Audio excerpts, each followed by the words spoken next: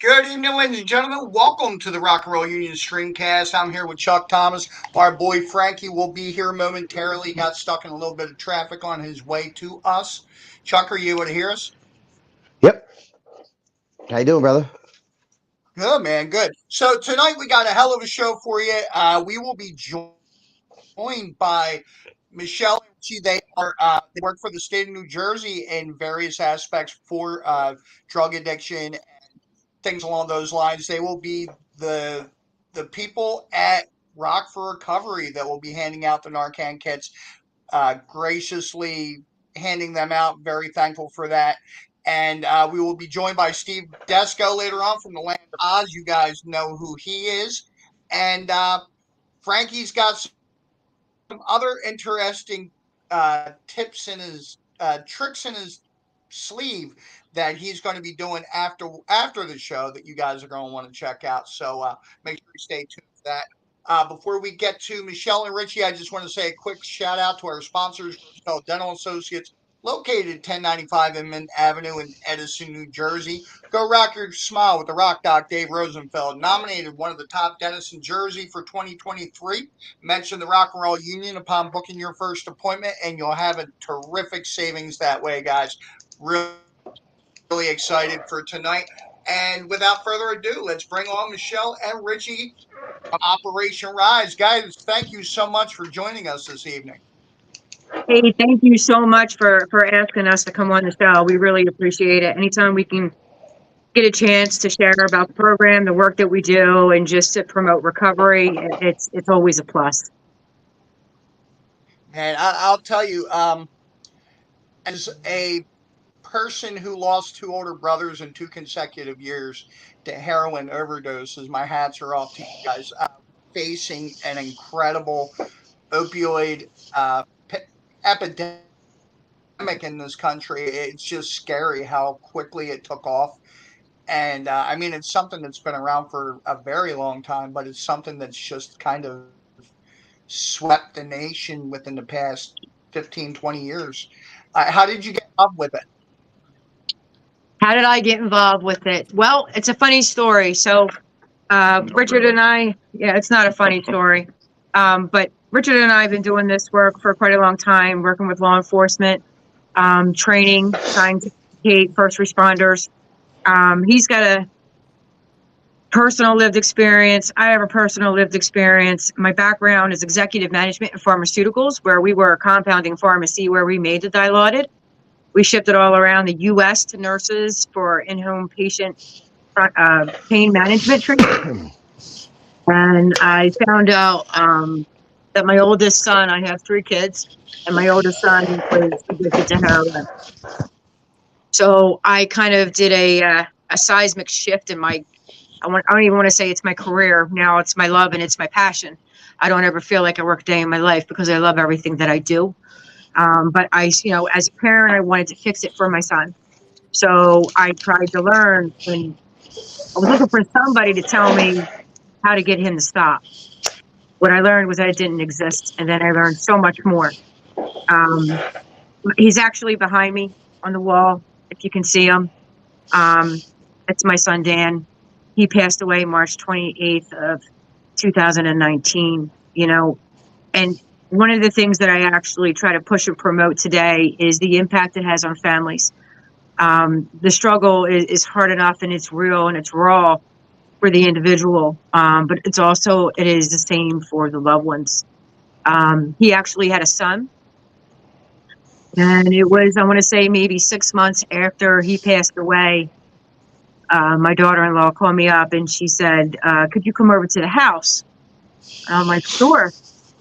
So I go over and she shows me this picture on construction paper.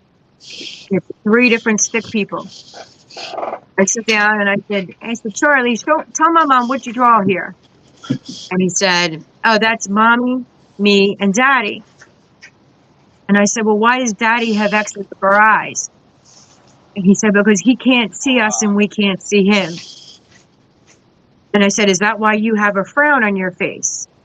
You talk about the power and the impact of how addiction is like the rock thrown in the water, right? And how the ripple effect affects everyone. To see that a little 5-year-old boy had to draw his feelings and his emotions and what he wanted to say on a piece of construction paper with some stick people on it, to actually give him the courage and empowerment to be able to have a conversation about what he was feeling. Because prior to that, he didn't say anything. You know, he would just say, you know, daddy's up in heaven, you know, because you try to explain it to him. And when you're talking to kids, you got to be careful. You can't say, oh, daddy was sick. Because then if they get sick, they think they're going to die. You can't say, oh, he took bad medicine. Because then they think, oh, if you're going to give me medicine, I'm going to die. You got to be careful about how you're talking to kids, right? And understanding the resources. So during the process and the journey for myself, you know, I was fighting for my son. I was fighting to help him. And the more that I got involved, the more I learned how the system is. I went on to become a recovery coach trainer with a nonprofit agency called City of Angels, based out of Trenton. And we actually brought recovery coaching to New Jersey in 2012. We put programs in schools. We started a bunch of initiatives with regards to putting programs in the hospitals with recovery coaches as volunteers, 24/7, 365, with no funding. And I'll never forget the night. I will tell you how powerful it was. We got some calls from the ED, and I looked up one night. It's like 3:00 in the morning, right? I get up and I looked around and I see 5 different recovery coaches from our team in the emergency room helping people. And that was the day, like, it really hit me, like, wow, we're really making a difference, because we need to. It's part of our recovery, right? Because you got to pay it forward. You got to continue to pay it forward. So, you know, doing meetings, all the work that we've been doing throughout the years, I was actually, because then I was working part-time, so I could volunteer as much as I could. Me personally, I love running out in the street. I love going into the hotspot areas, meeting people where they're at, giving them food, basic needs, things that they need, and just offering them help. Put them in your car and taking them into treatment, right? Because at that point, they don't have anybody else on their side. And that's where they end up sometimes, you know? So, I mean, it's unfortunate for them. And they're the ones, you know, that need to know that they are worth it. I mean, we've all done some screwed up shit, right? But you know what? We're human beings. We're all human beings. And everybody deserves a chance. So after all this work, I got a phone call, and I was asked to come up to the state police, the drug monitoring initiative. And it's an office in the state of New Jersey for state police where we have all the data. So right now we know in New Jersey, all of law enforcement, if they come to an incident where it's a critical incident, it's a traffic stop, if there's any type of SUD, mental health, anything involved, you know, they offer help. And this is the program for Operation Rise. But they're administering naloxone.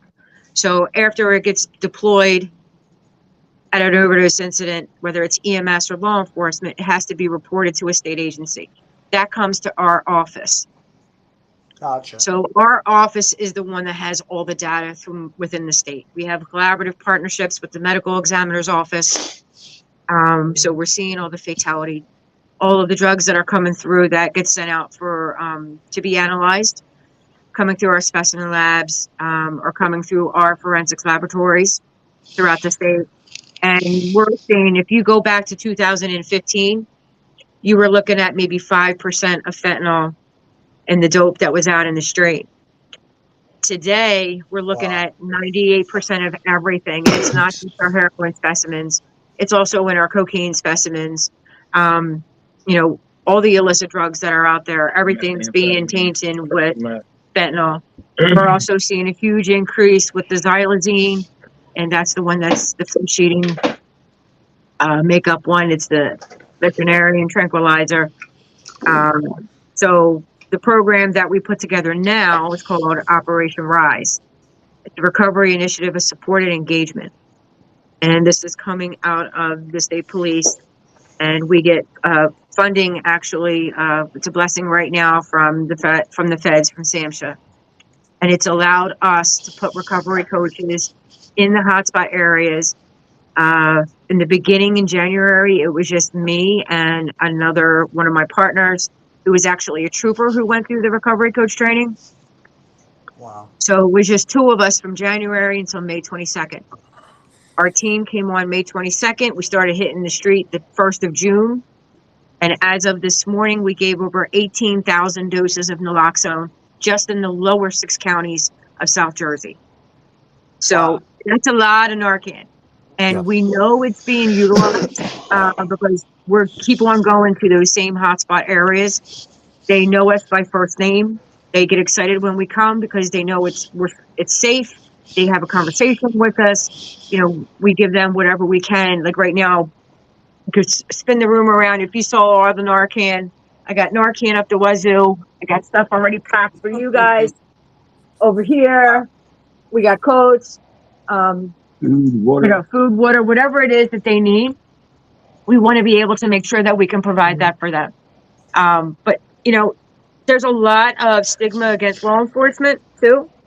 Right off the bat, people think, you know, it's the cops, they're going to get busted, this, that, and the other. They're going to lock me up. I got a warrant. I'm scared.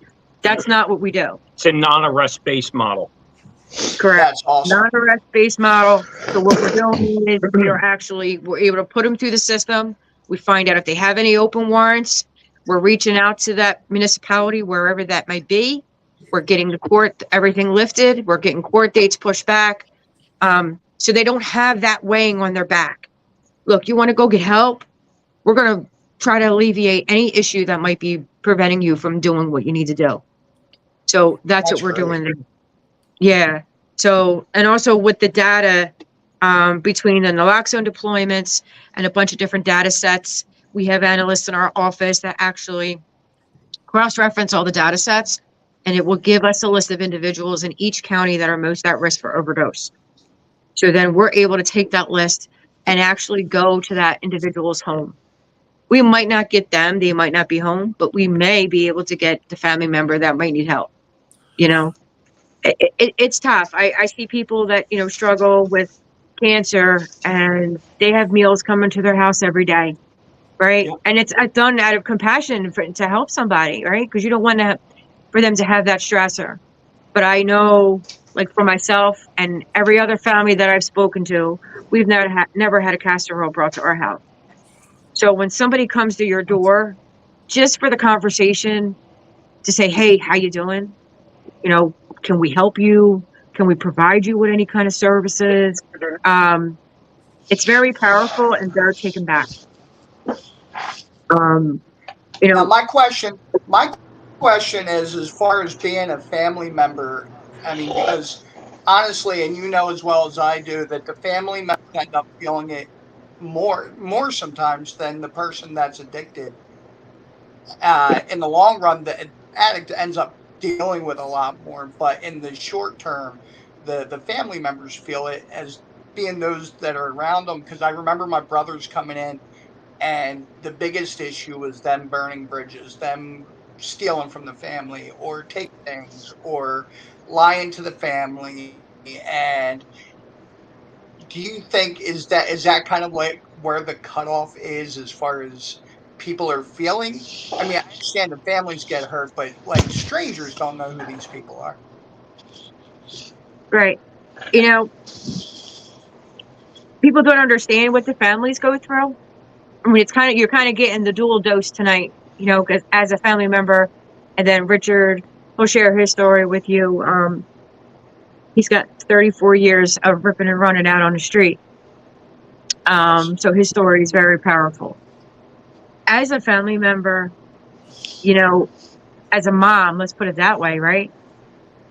I remember laying in the bed, staring at the ceiling, and every little noise and creak and bang that I heard, I would jump. I remember pulling away from my home and being afraid to leave. And then I remember pulling into my home at the end of the day and being afraid to go in. Right? That's the one thing that I always said to myself. I don't ever want another family to have to go through this.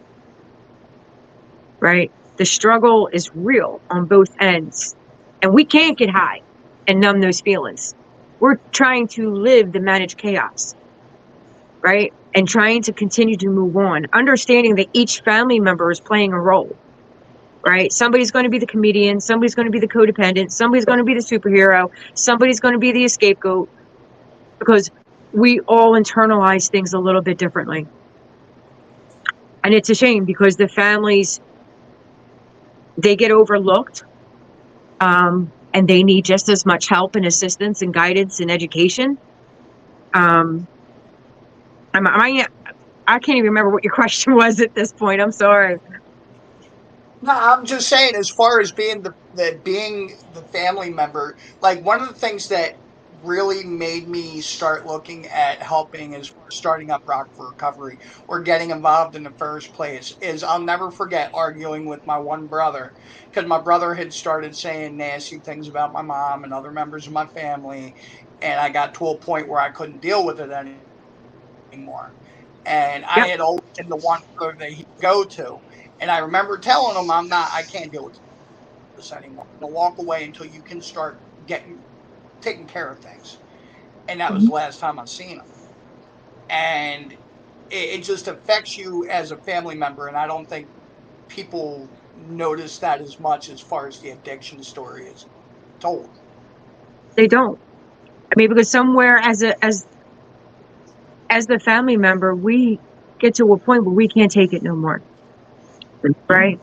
They're struggling, they're ripping, they're running, they're stealing from you. They'll help you look for it when you're trying to find something, right? My son did that with Yeah, me. I mean, and here's the thing,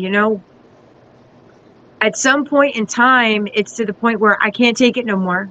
It's not safe. I'm finding, drugs, paraphernalia laying around the house, whether you could have your elderly parents, maybe there's younger children in the home. People are going to have their own, they're going to have a ceiling where they're not going to be able to take it no more. And at some point, you shut it off. The importance of that is where the education comes in. Education and understanding what addiction is. Are we still going to be able to deal with it? Hey, everybody's going to have a shutoff valve somewhere. At one point in time, we're going to say, I can't take it no more. But here's the thing, and Richard will share this with you. We also work with his sister, and she's retired sergeant.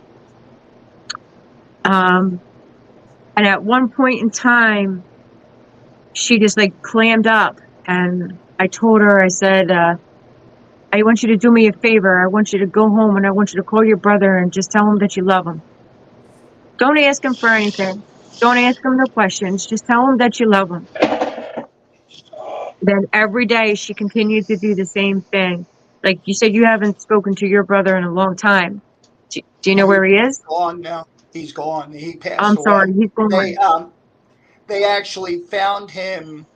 At this point, he had burnt the whole family, and they found him on the back of a Greyhound bus in South Carolina when they finally pulled in to clean the bus out for the night. I'm so sorry. So it was a sad story for him. Mm-hmm. So Yeah, that's the thing. That's what I tell families. You're going to have to decide somewhere what you're going to be able to live with for the rest of your life. yeah, So if you can't handle it, that's fine. But you know what? Hate the disease, not the person, yeah, right? And that's what we do. We ended up, I tell families all the time, give the active user a different name because it'll disassociate that person with the person who your loved one really is. yeah, Because we end up blending it and we end up hating them. We end up really feeling we don't want to be bothered no more. But that's not who they are. That's the disease, right? At the end of the exactly day, right. the work that we do, and I say this all the time, they don't care how much you know until they know how They don't care how much you know until they know how much you care. And that is the most important thing for them, because they honestly don't feel like anybody cares at all. We've had people where, Right. we'll be out there working with them, and this one coach asked if she could give him a hug, because we're all huggers, right? So she gives him a hug, and he started to cry, and she was like, "Are you okay?" He said, "Nobody's touched me in 2 years." Right? Wow. They're totally detached and separated. To see how anybody could live that way. Hurt people hurt people. Just remember that. Right? That's right. And that's the power of understanding the disease of addiction and getting educated. Education and prevention is important for families and communities. I mean, my middle son actually went and did a peer prom assembly 3 months after he lost his brother. And I can give a testament to the power of education and his lived experience. Because I don't know any 17-year-old who's going to go speak in front of a room full of peers at his age and talk about his personal story. So that's just, for me, that's a testament. Yeah. I mean, but every day I continue to do this work because I know my son has taken he's there with me. He's there every step of the way with me. Because that morning that he passed, we were talking through the text messaging, and he was telling me, "Ma, you need to take a break. Don't quit. Just take a break right now. You've done a lot of work throughout the state. Just give yourself a break." I was working with this girl to get her into treatment. I was out in Woodbury Heights. We were going to house her van. She was running late. He actually called me, and I hit that swipe button, and he tells me, "When you come over, bring the dog." And I'm thinking, okay, whatever, because I was picking up my grandson.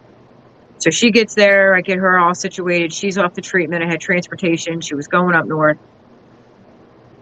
I go over, get my grandson, and then my daughter-in-law calls me, and she says, "Have you spoken to Dan? He's not answering his phone. He's not returning any of my text messages." And I said, "Yeah, I was talking to him all day long." I said, "I'll meet you at the house. Just go home." So we both pulled into the driveway at the same time, and I went to go put something in the trash, and I saw his foot in the backyard. Oh, So I ran through the gate, wow. and I found him face down, and I could tell by his skin that he's been there for a while. So the first thing I did, because I know my grandson and my daughter were in the car, I ran back over and I told her, I said, "Put the kids back in the car." And she just looked at me, and I said, "Put the kids back in the car." Right away, she knew what I was saying. She put the kids in the car. She went and grabbed the phone. She grabbed the Narcan. She comes out and she administers the Narcan. She's going to do chest compression. She's got the phone on her shoulder. She's being stimulated by the responder on the other end. And I said, "You got to move your hand up." And she just looked at me like, "What the hell are you doing?" So I fell on my knees and I just started to do chest compressions. Narcan saved him over 36 times. And this time it was too late. I wasn't able to bring him back. And every day I think of him. So after the first month, I just sat home. I would wake up crying. I would go to bed crying. And Richard calls me up and he says, "Come on, I need you to get dressed and go speak over at a treatment center. They need somebody to speak to the women's group." I said, well, I might as well go try it, see if I can even still do this work. And I can only say that that was the day that I came back to life. I am Richard's recovery coach, and that day Richard became my recovery coach. You That's know, all.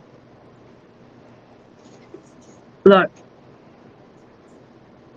everybody is worth saving, and this disease is horrible. It destroys families, and it's taken way too many lives. It really is. Yeah, I'll say one more thing, and then I'm going to pass it on to Richard because I don't know how much time we have on this thing total.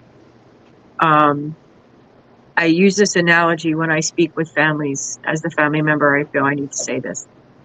And Don Coyas, he's a Native American, one of the forefathers of the recovery movement.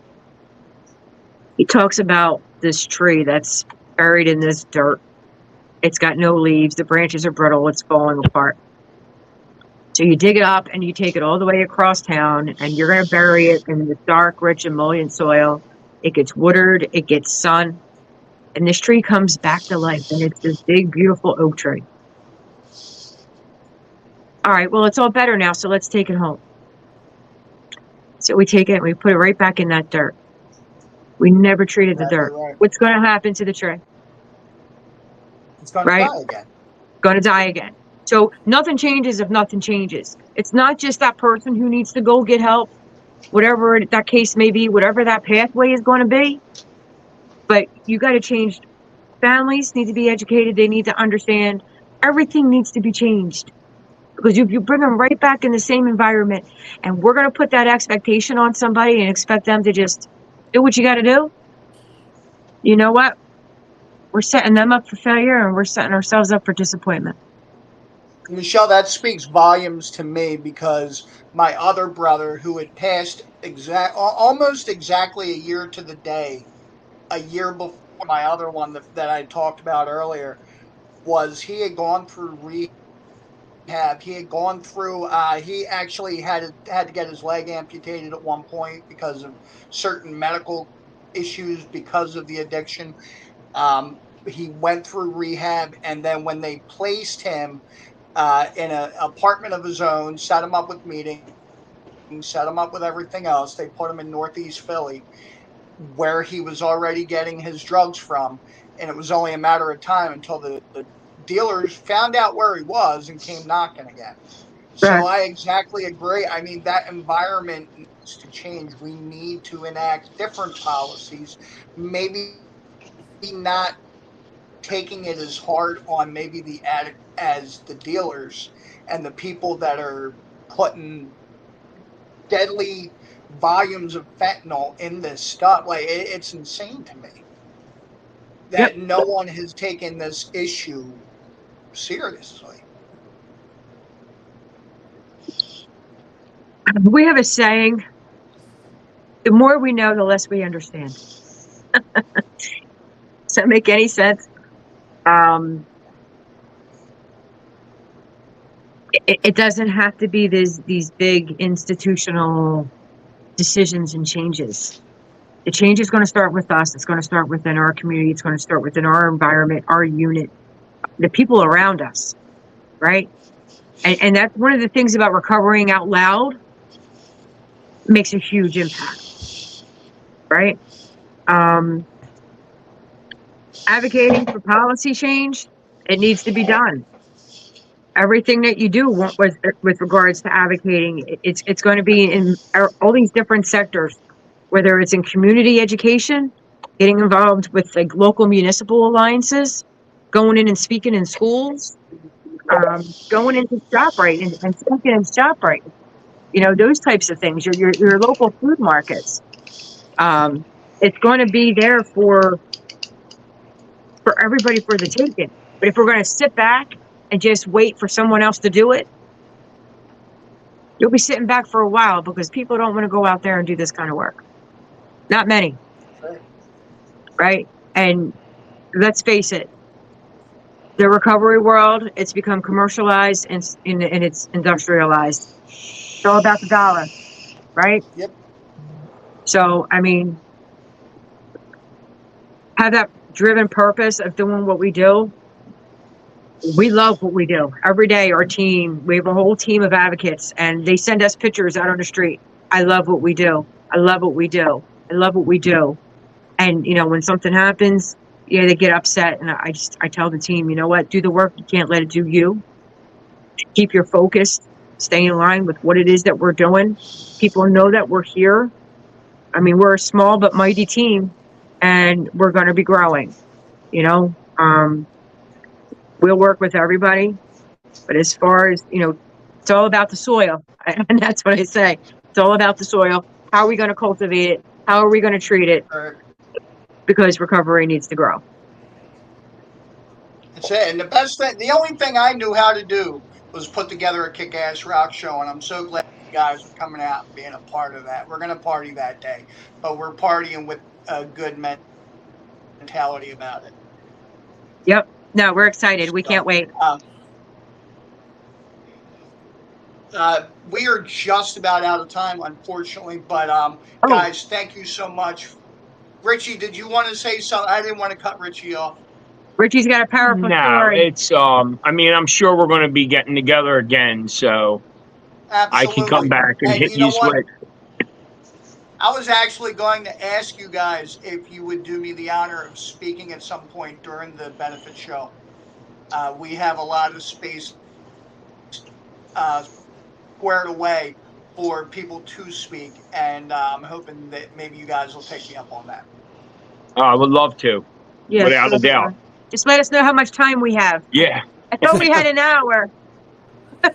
Now, I suffered from addiction for 34 years of my life, you know, and then I had a bit of a hiccup. I got arrested in '94, possession of cocaine. We lost our house. We lost our vehicles. We lost everything. And I got locked up, went to jail, got out of jail, went right to rehab. And then I went to court while I was in rehab. And you know, you always have a great lawyer. And my lawyer got me off on all these charges. I still lost everything because if you don't have a W-2 to prove where you got the money to buy all this stuff. Yeah, exactly. They take it, and drugs are involved. They take it all away from you. So I left court. I went back to the treatment center. I packed all my stuff up. And at this point, I didn't know we lost everything yet. And I left Maryville in Williamstown, walked all the way back to Elmer. And when I got to my front door, there was a big orange placard on the door. It said seized. And I just sat on the step and I had my head in my hands and I hear a car pull in and it's my wife. And a 1984 Delta 88 beat up rust bucket. And I'm like, where's your car? She said, well, that's what we didn't want to tell you right away. We wanted to wait till you got out of treatment, but you AMA'd. We lost everything. They took everything from us. So I said, okay, where are you and the girls at? We're at your mom and dad's. All right, let's go. You can't go to your mom and dad's. And I remember the day when my mom said I was no longer welcome at their house. During holidays or birthdays or get-togethers, I couldn't come anymore because I was a mess, you know. But that's what I created in my family, and I get it, and I understand why they didn't want me around. But I remember that feeling I got, and then even after I got clean, when I asked for help and my mom and dad opened their doors up to me and let me come, I had to detox on their couch. Because I had no money, no insurance. My wife didn't have insurance at her work. So I detoxed on their couch. And then after I went into treatment and I got out, even though I was there, I still felt uncomfortable being in the house that I grew up in. I didn't feel like I belonged at that. Even though I had a little bit of clean time, like I think it was like 60 days. And I still didn't feel comfortable in that house with everybody. But over time, that feeling passed. You know, I could have been in a room with 1,000 people in there and I would have felt alone. Even if there were 1,000 relatives, I still would have felt alone inside. But recovery, I love being clean today, man. I have 7 years, 6 months, and like 4 days, and I help a lot of people, Bless you, and I man. spread a lot of hope. That's good, man. God bless you for it. But Thank you. guys, thank you so much. I'm excited to meet you guys and hang with you guys on the 12th. And wish you guys a really good week, good evening, and thanks for being here, guys. You Thank too, you. guys. Thank you very much, all of you. I'll see you on the 12th. Absolutely. Have a good night, guys. You too. Take care. Bye bye. Bye bye. Care. There was Operation Rise, man. I got to jump real quick because I promised this guy I'd have him on 5 minutes ago. My bad. Guys, the man, the myth, Ozman Desko. Steve, how are you, my friend? I'm good. I'm at the Can't hear secret you. lab over at Del Rey. Can you guys hear him? Yeah, I Yeah. can hear him. What's up, Oz? Okay. Ozman, how are you, brother? Hold on. He's good. Is that better? Oh, we can hear you, man. Yeah, We can that's hear a you. lot Can better. you hear me now? You're Yeah. good. Remember? Yeah, I was on Bluetooth in the car. Sorry. So Ah, there, November 12th, I'm going to be at Daryl's house, so I'm going to miss your benefit at the Landis with Controversy and Pure Petty. And who else is there, CT? So we got two originals, Black Rose Rebellion and Oh, they're Sunny good. Black Elders. Excellent. And then and then you got the 2 tributes. Yeah. So we got two That's originals, awesome. 2 tributes. That's Yeah. fantastic. And we have a show coming up at the Steel Stacks at the Arts Quest. I guess the Music Cafe. It's Steel Stacks over in Bethlehem. It's a benefit There it for the is. Cup There it Foundation. Oh, is. look at that graphic. Thank you. It's going to be Street Survivors, Skinnerd, Alice Cooper, and Ozzy. I don't think that's ever been done before, so it should be kind of cool. Tickets are very cheap, and it goes to charity. Ozzy and Alice, 2 days before Halloween. How can you beat that? It's creepy. Ozzy and Alice, And we're 2 working. days, man. That's killer. We're working real hard here. We have Daryl's house on November 12th in Paulding, New York, as seen on TV. That's Land of Ozz. Awesome, And we man. have Penn's Peak, November 17th. And that's just, we have been there 4 years. That's like the mothership. That's the best place ever. It holds 1,800, so join us. That could be silly. But thank you so much. And go join CT. I did the first year of that. I don't want to call it, what was it, Rock Against Heroin? What do you call your thing? Rock for Recovery. I was this close. So Rock for Recovery, we were in Levittown. We were at McStew's, and we did Live Evil when it was, I think it was just Live Evil. And then there was all these videos of Live Evil of like dudes from Nebraska that weighed like 310 pounds and weren't that good and were in overalls playing Dio. So I had to call it Ultimate Live Evil. So when you looked it up, it would be me. So, but it was like CT got us way back in the day, man. We were just Live Evil. Yeah, dude. Behind the music. I'll never forget it, man, because that was the first live event we put together, and you and Chrissy really had a big hand in it. Look at you now at the freaking Landis. Yeah, dude. Love. You're famous. What did you think of your boy Kevin Saturday night, man? I think me and Kevin both got our butts kicked by the Phillies, but we still have respectable numbers. But I think we probably would have done a little better without,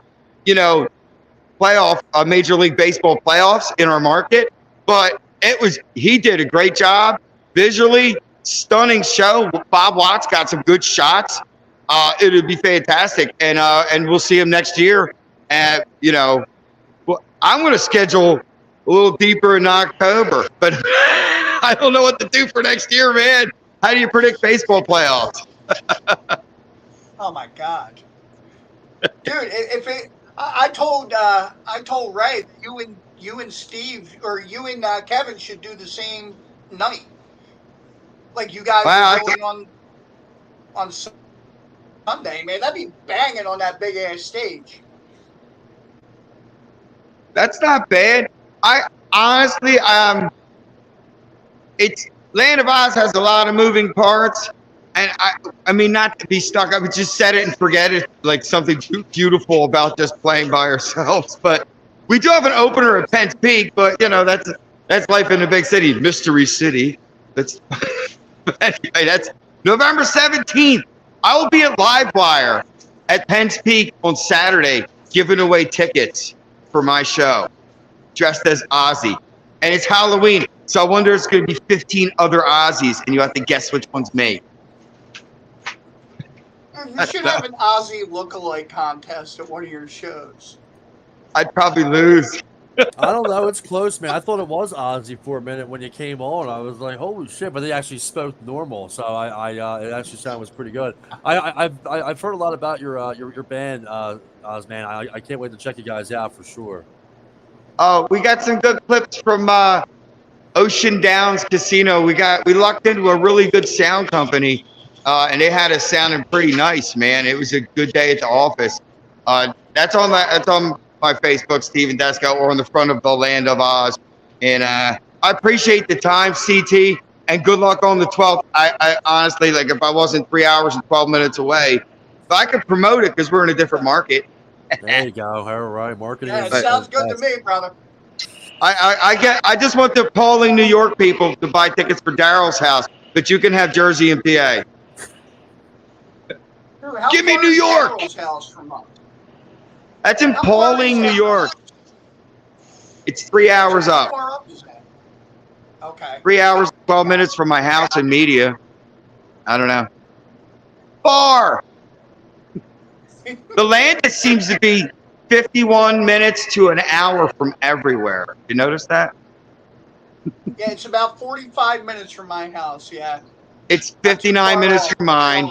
It's like a 50 minutes from AC. It's 50 minutes from Phil. It's like Landis, an hour from everywhere. But that dude, the video stage, Ray crushed that shit with the Alice show.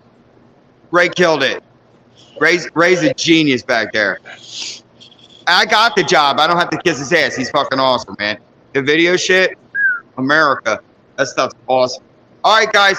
Well, I'm going to go into rehearsal and Land of Oz this shit. We're working on some stuff. Dreamer's coming in the set. Oh, Should be shit, good. Great stuff, man. It's coming, man. 22nd anniversary. Take care, guys. Thank you so much for your time. Thanks for coming, man. Thanks for coming. Good night, There's Kevin. Steve. Kevin! Hey, Kevin Mercer! Oh, what's up, Kevin? Zillion! another baby himself, man. Walker! No. Great All right, we're stuff, out. There's a guest. He plays bass sometimes, too.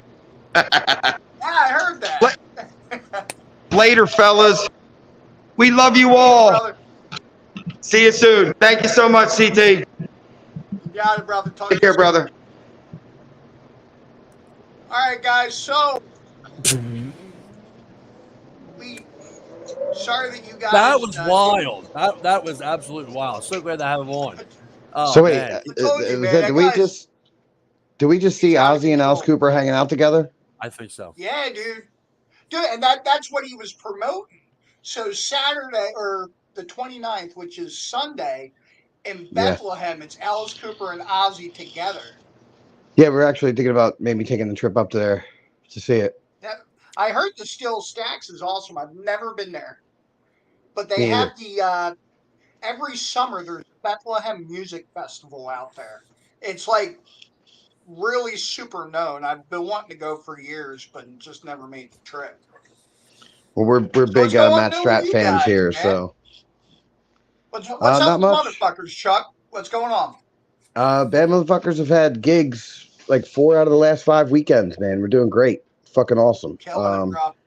We just did a house party this past weekend. It was great. Shout out to fucking Minor Setback. So, my buddy's band, they also played. They were fantastic. We don't have anything this weekend, but next weekend we are at Riverside on the 4th, Saturday the 4th, playing in the afternoon, 3 o'clock in the afternoon. I believe there is 2 other bands, one before us and one after us. I'm not sure who they are because ill preparation on all accounts, I guess. But the bad motherfuckers will be there.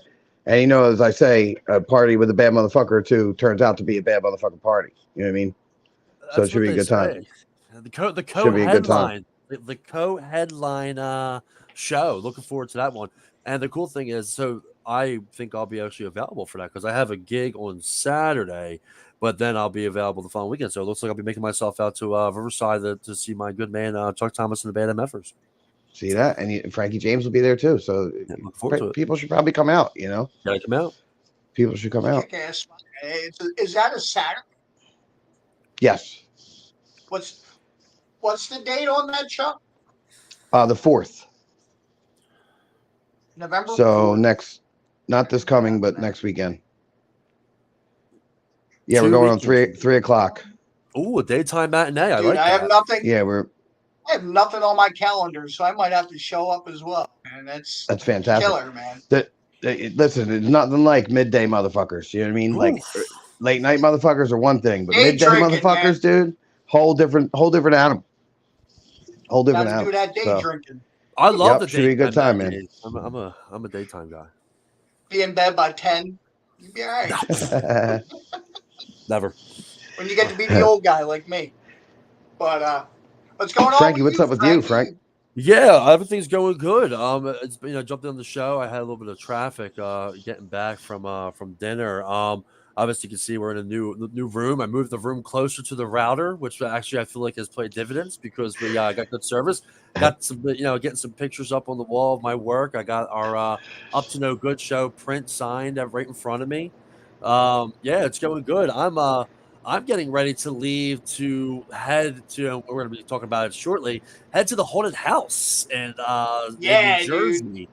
We were supposed to do it live. I was supposed to do it live when I was there, but we had a little bit of I had dinner with the fam and stuff like that, so couldn't break that one. But we are going to be going down there. I'll be leaving shortly after we talk to the man himself.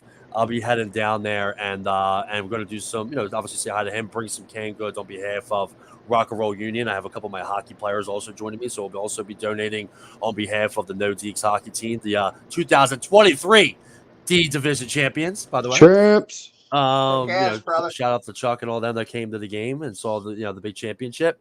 But we're gonna head down there, show some love, and we're actually going to be doing live recording as I am going through the excursions, more or less. And the thing about me is I love, obviously people know how I feel about roller coasters. Chuck Thomas, you already know. Those are my friends. Get them off of there. He's a bitch. Not a bitch. Well, yes, that's kind of where I was leading. When it comes to that. I love being scared, but I do get scared. Like, I'm the one that is going to hold on to somebody, but I want to be first because I want to get scared. I'm yelling. I'm screaming. That's I'm weird. hiding my face. Like, chainsaw comes, I'm running back to the car. So it's going to be great content all the way around for the scare, more or less. And we're going to get some live video of me going through it, similar to when Jimmy Fallon and Kevin Hart went through that. So we're going to have some cool, live content going on. Cool little promo video, obviously spreading some love and donating some cans to the cause and speaking with the man himself. So we'll have that video footage probably released and cut tomorrow, but I will at least have some live video footage going tonight. Should be exciting. I'm looking forward to it. Maybe drop the whole video on Halloween. That'd be kind of cool. I'm excited that we have him on, so you don't have that pressure of having to get that out there immediately. So we're kind of promoting the monster. Let me tell you something. When my kids were little, raising my older kids, we went to Monster Martin's. He was in Pittman, Jersey forever. He was in Pittman. And people would line up for blocks to go into this guy's haunted house. And at that time, it was only 2 cans of food to get in. And he was raising food for the Pittman Pantry. And the attention to detail and everything that they added, they were amateurs putting this together just for the food pantry. And he would convert his entire house into a haunted house. Like, you were walking through jail cells. You were there was different scenes, or there was a point, they had different themes every year. And I remember the one year you walked into in the middle of an operation. It had a guy moving on the table like they were operating on his guts, and like demented doctors, and this like is in his it was house. awesome, I dude. can't wait to hear more That, about this because well, this year I don't know, because this year is completely different for him, because this year he's doing it at a fairgrounds. So he moved from Pittman to, I believe, South Carolina. I didn't think we were going to get Monster Martin back in this area. So he moved down to South Carolina, and he was down there for maybe 3-4 years, and then he came back. I don't know why he came back. I hope it was for a great reason. But he came back and he set it up at the 4-H fairgrounds in Gloucester County, and rest is history. This is the first year back, man, and he's been nice.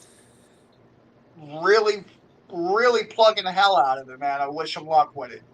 Yeah, I see some of the social media and stuff like that. I did some minor investigating on it and stuff like that. I obviously saw, that they had a loss within their family, their haunted house family. So definitely, sorry for their loss. I actually shot him a message when I was talking to him earlier and said terribly sorry for the loss. I know that they had put something on their social media about that, but I'm looking forward to it. I'm getting pumped up. I'm already starting to get the jitters here. Because like I said, I'm a big wimp when it comes to roller coasters. I'm a big wimp when it comes to like scary things. I just for sake of even playing field, I got a pretty funny story about me and haunted houses. I can't wait to hear this. Where I'm actually a bitch on this one. So I Chuck and I heard my story. I was maybe 6 or 7 years old, something like that.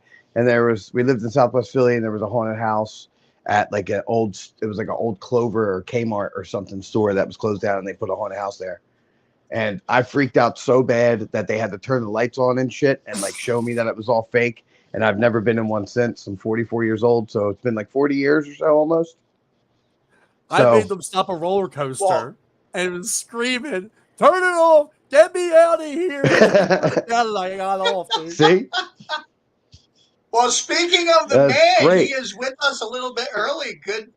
Goodness, man. Here is Monster Martin himself. Unmute him. Unmute him. I did not mean to mute him. It's okay. No, he muted himself, so he needs to unmute. I knew it. There he is. There he is. Because I wasn't sure if I Monster Martin. Oh, you're terrifying. I can't wait to see you. You want to see some friends? Man. No. I don't. This is killer. I'm already scared. This is what you got in store, Frankie. Oh, Eric is going to freak out, dude. I don't know how to turn the thing around. Oh, my God. This is going to be so... She's going to freak out. She's not going to be able to get through it. Yeah, see, I'm fucked up already. Just looking at this. Yeah, we can see it. Oh, man. That's badass, man. I want no parts of it. Oh, dude. Be like, oh, my God. She's not going to be able to go in it. She can't do clowns at all, dude. Right now, we're in between groups. I might have to put you down. If a group comes. All right. Say hello to our fortune teller. Yeah, you're good, brother. You're good.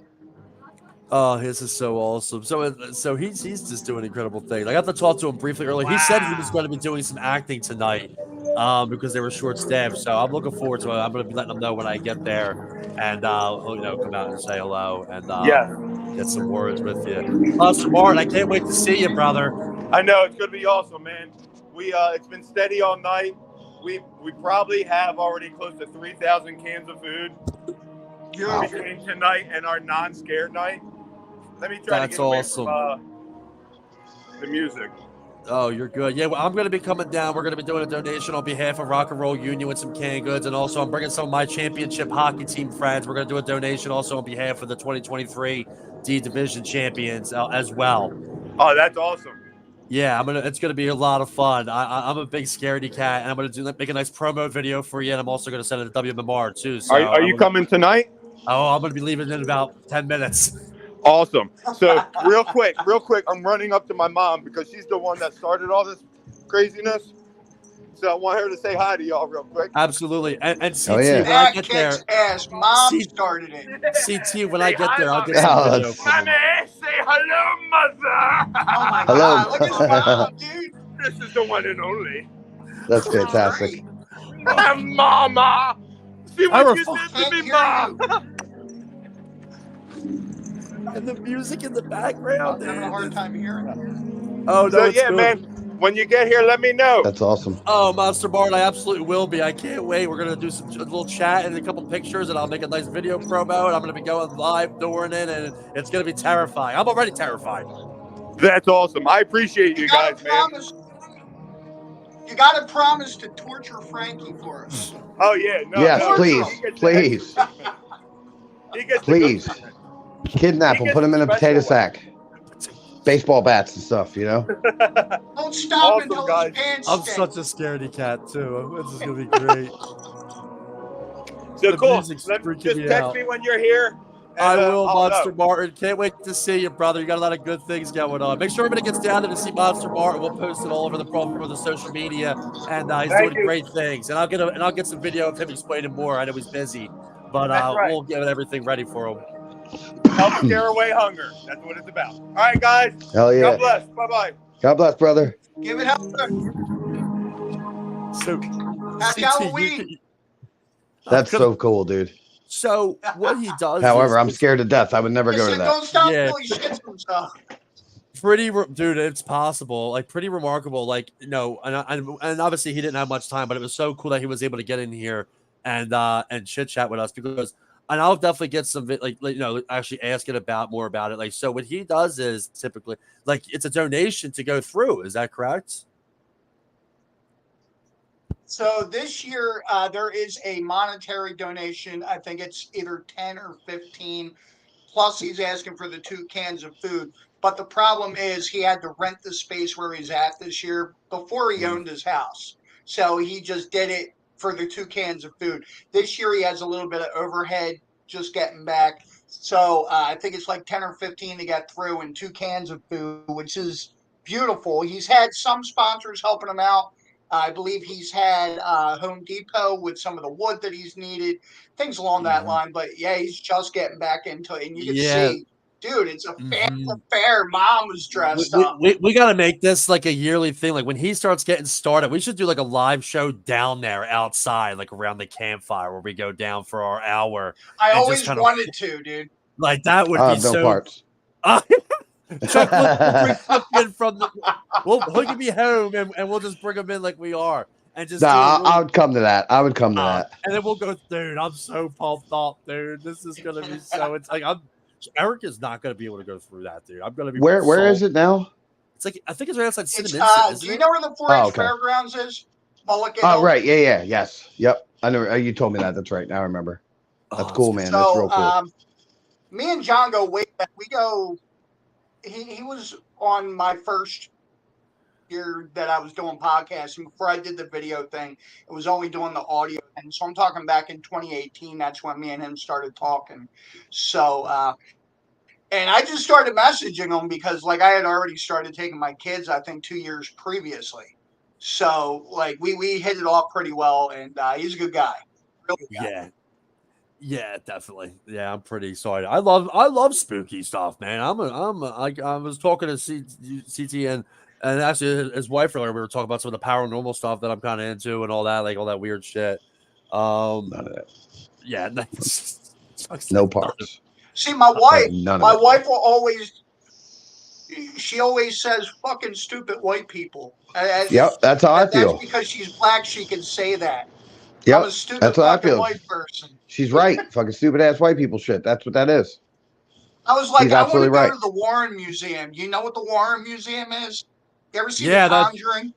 Yeah, the Warren Occult Museum. It's where they have like Where the they got- Annabelle yeah. doll.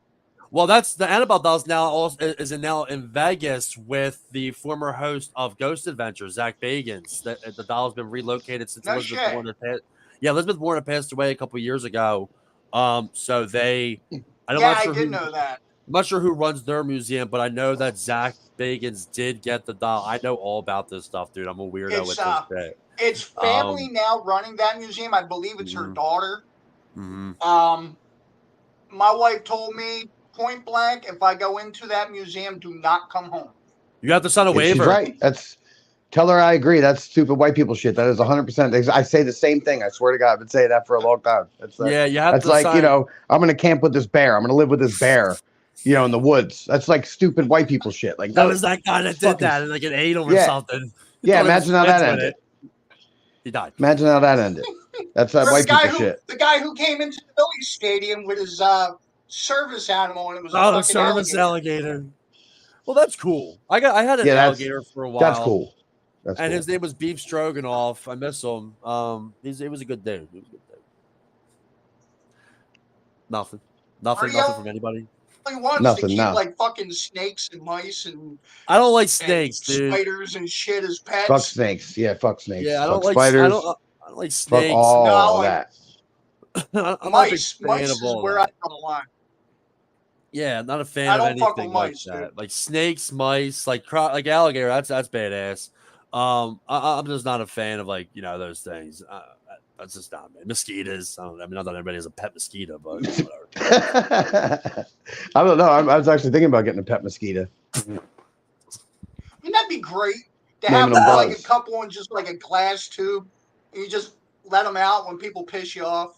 That's right. That's probably where like spike mosquitoes. One thing that just fucking annoys people. Unless you had that bee, the bee from Richie Rich, fly my little bee, fly like you've never flown before, and it goes over and stings people. So Frankie, you guys got to tell me, because I'm not the sports guy. How hard are we taking the Phillies? Not taking it hard at all. Yeah, listen, they did fantastic, man. It was a good year. They lost. It's unfortunate, but I hear a lot of people, they suck, this and that. You're out of your fucking mind, man. Philly fans are ridiculous. Fucking hating because we lost. They're professional baseball players. I'd like to see anybody who is talking about how bad the Phillies suck because they lost last night. I'd like to see any one of those people hit a fucking fastball from that pitcher from Arizona. Just hit one fastball, and then you can tell me how bad the Phillies suck. I hate that shit. And the pickup where he left off, I just made a post because obviously, before I got into concert photography, I was a journalist with the Flyers for the first 2 years. So covering sports and being a part of the media, I deal with a lot of the fans. I've had battles. It's kind of how I got into it. But I saw people talking about Aaron Nola, get rid of him. I'm like, dude, and that I'm like, listen, it was a big game and it's unfortunate, but he had an incredible playoffs. He tied Cole Hamels for going, for 3 wins. ERA was under 1. Yeah, I mean, it's the playoffs, man. It's tough. It sucks. It definitely sucks from a fan standpoint. But these fans are so hot and cold. That Phillies team had a hell of a game streak with hitting, and their pitching was on point. It's not going to stay together forever. It's unfortunate that we had it at the wrong time and it fell off when we needed it the most the last 2 games. But, it happens. It's fucking baseball, and it's unfortunate. But, yeah, we'll get them next year. It sucks, man.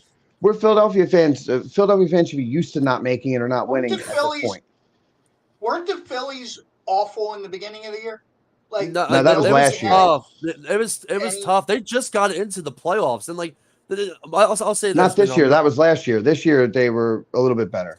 They were second in the NL East, but we got in on a wild card because it was so competitive. The Braves, we knew we weren't. Yeah, there was a lot of good teams this year. There was a lot of good teams, but when you have 3 players that are getting paid almost $500 million with Bryce Harper, Trey Turner, and Nick Castellanos, they went 0 for 28 the last 2 games, which were games that we would have won one of them. We would have won. That's a big problem. That's unfortunate. Right, but then Castellano also had 5 home runs and 8 at bats. Exactly. And Castellanos 2-3 games earlier. So it's it happens. Man. Talent gets better as you continue on. And it was unfortunate. I would consider it a collapse. I would consider more the Braves a collapse, considering they won 110 games, 102 games. But listen, we had fucking baseball in October, and it was great baseball. There should be no reason to complain. It's unfortunate we're not going to win the World Series. Oh well, World Series is going to suck. Who the fuck is going to watch Arizona versus Texas? It's going to be terrible. They're 2 of the worst sports baseball markets in history. Terrible. It's going to be pretty bad. But it's all about the boys next year, the Black Cards, boys. Well, I was going to say. as far as waiting for a championship, no one's waited Sharks. longer than Flyers fans, man. Dude, you're Ever telling me, since dude. the year I was born. 74, The 75. year I was born was the last time they won the cup. That's Yeah, fucking terrible. It makes me feel like I'm the reason. Yeah, it's all because of CT. But we got the Well, Birds. Birds are playing well. yeah. The Eagles took what, like 52 years before they won one or something. First ever. You know. Yeah, the first ever Super Bowl they ever won was. Yeah, so it's all right. Phillies won. We'll get there. It'll happen. They will. Phillies look great, man. Congrats on making it as far as they did. They did fantastic. Heck yeah. It was incredible Heck to yeah. watch. Anybody that's fucking hating on them, don't come back next year when they're back in the playoffs. Then, if they suck, don't come back next year and cheer them on and play that back and forth shit. It's fucking stupid. That's why people hate Philly fans. Literally, and Here's my last topic for the evening. My last topic for the evening before we let Frankie take his drive and get the shit scared out of him. This is our last episode before Halloween. What do you guys got planned for Halloween night? Anything? No, not really. I'm it? supposed to do a party this weekend, possibly, and the Saturday party that we played at was kind of like my Halloween plans, sort of. That was the big to do. Gotcha. Hopefully, bad motherfuckers are available. If anybody's having a party this weekend and wants to have the bad motherfuckers come through your house and destroy shit, let us know. And I don't mean your physical property. I mean like destroy the not. Yeah. Like that's a hell of a marketing. Yeah, kick your ass. I'll have to put some fine print in that one. I mean, Yeah, we will not destroy your shit. We will just destroy shit. Like we'll rock the party. Yeah, it's time to fuck shit up. Like like literally, you know what I mean? You send you a bill. Yeah, we're not really gonna fuck shit up. Your friends might. Bad motherfuckers have that tendency to rile up crowds, but we won't. Yeah, and I have a tendency to rile up Chuck. So I'm gonna be Mr. Potato Head. Breaking news: I'm gonna be Mr. Potato Head this year. Roaming around while Erica's niece and nephew are just we're doing the Toy Story thing. I got a game the night before. But yeah, I'm just gonna be doing that. But before we really end it, we got to go around and I think what's everybody's favorite? Like, what's the best horror movie to everybody? Like, I want to know that. That's a big opinion. Me and Lauren are gonna be talking about that, and possibly Chuck on the My Crazy. What do you mean, possibly Chuck? I'm the third fucking host. God damn it, possibly Chuck. Mine's Halloween, the original. Hands down, it's my favorite movie of all time. It's the best horror movie of all time. That's a good one. Hello, Michael. Can you make sure the door's open for Michael? Maggots, Michael. Myers? Like Michael Myers? No, Michael Plefka. Bad motherfucker resonator. Oh, okay. I thought Michael Myers was stopping in. No. What the hell is that? He's handing me Twisted Teas through the window. There's a big difference. Who was that? That's how we get down. Bad motherfuckers. Shit just comes in the window. You know what I mean? I don't even drink though, so. Did somebody just break in and just hand you a cocktail? No, it's Michael. He's got a reverse drive-through. It's bad motherfucker, man. Dude, that was some bad motherfucker shit. Here's to you. Oh my god. I don't drink though, by the way. So I know. Yeah, we know. Oh my god, this is. I feel like we should have a show. Wait, we do have a show coming up that we're not going to have a guest on. That should be fun. We'll just get a fun round table. Yeah, dude. Oh man. But anyway, my favorite horror movie though, my favorite horror movie series was Freddy. Nightmare on Elm Street was my shit. That was good. That was my shit too. Hold on. I was like, hey, another CT's coming in. CT's like, I cloned myself, motherfucker. Now I'm the co-host too. Three CTs. So what, CT, what's your favorite? I was trying to throw a picture up real quick, but there's a difference between favorite and what I think is the best. So my favorite would have to be, like, I was a big Nightmare on Elm Street fan myself. I heard you talk about that last night. My parents went out to the whole Freddy stand. But what movie I think is the best horror movie ever made is The Exorcist, hands down. Yeah, it's hard not. Yeah, I'm sure. Today. Yeah, that's a classic for sure. She was terrifying looking, dude. Like that whole the new one looks pretty good too. I definitely want to check it out. The new one does actually look pretty good. They bring Linda Blair back for this one. You saw the new one. Me and my wife went and saw it last week in the theater, and I thought it was good. There were a couple of things that you can definitely tell that they're not going to bring back ever again. Like with today's woke culture, you're never going to have that crucifix scene ever again. Oh You're yeah, hell never no. going to see some 9-year-old girl jump up and down with the crucifix, kind of like, yeah, you're never going to see Yeah. that again. You know Great what's a super So, underrated I mean, horror there were- movie? Super underrated horror movie. Mama's House 4, Feet Up, Hose Down. Sorry, I'm kidding. It's another Sharknado. bad motherfucker plug. It's another bad motherfucker plug. Yeah. My It's bad. a show full of plugs today. Feet Yeah, Up, Hose Is Down. there That's 5 Sharknadoes at this point? Yeah, they're in competition. Yeah, I'm actually in Five two of them. No, I'm Sharknadoes? just kidding. Yeah, Sharknado's in competition with Fast Him and and his Furious boy to see how many Hasselhoff. are going to be made. Yeah. Me and Tara Reid. I love it. But I'm gonna get a move on. My final plug. I'm gonna head down there. Stay tuned. I'll be posting comment. I'm probably gonna do a live. Through. We'll definitely have some video footage. And it's gonna be a good time. I'm pretty pumped up. So, get down there. And I'll meet you down there. It should be fun. Sure, maybe I'll stop by after. Sure. And- I will not and, be there though. I Can't know. wait to see the footage, brother. This is why I need a cardboard cutout of everybody, so we can kind of just like, oh, here we go. Yeah. Take it literally. Yeah, that's what I got. Frankie, is the plan to go live tonight at some point? Oh, absolutely. Yeah, I'll have someone videoing me as I'm doing the walkthrough. Probably like just me, just around and stuff like that. Like, you know what I mean? I might even tell him like, hey, you know this the ins and out of this. Have one of your people follow me around with my video with my phone and or my camera, and just when things are coming out. You'll know when to record. Like, just walk through with me. And we'll do it. If not, I have somebody. And then I'm gonna turn it into a nice promo video. And then I'll do a live probably before I go in, probably during for a little few segments, and then afterwards I'll get some reaction too. Word up. Oh yeah. The things I do. You plugged your shows, but remind us again the next upcoming motherfucker show. November 4th, Riverside and Paulsboro. Bad Motherfuckers, 3 p.m. Saturday afternoon. Come one, come all. Gonna be a bad motherfucking party. The co-headline, I love it. Well done, well done. Who's the co-headliner on that? Is that he is? No idea. Hey, Frankie don't know what he's talking about. We're playing at 3 in the afternoon. You'll be the co-headline. You're the show right before. I don't know who else is on the show. That's what you. But if you're playing before the headliner, then wouldn't that make you the co-headliner, like the co-main event? We're playing at 3 in the afternoon, after one band and before another. You know what I mean? Co-headline. Right. The next band is on at 5 o'clock. There might be other bands after that because it's only 5 o'clock and it's Saturday. So I don't know. May not be co-headliner. It's not fucking Ozfest, man. We'll put it's Saturday afternoon at Riverside. Usually when there's 3 bands on the bill, the one in the middle is the sweet spot. So now, Chuck, you got that sweet spot. Nah, yeah, we're looking good.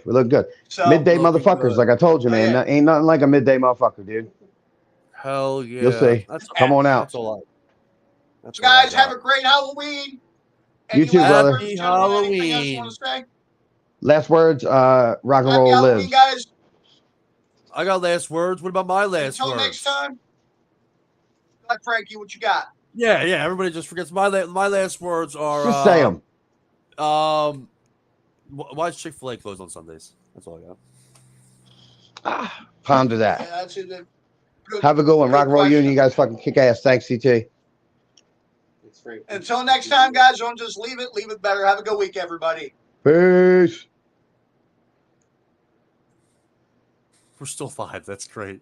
He left the show. We're still live. How's it going, Frankie? It's going good. We're still live here. Still Rock and Roll Union After Dark.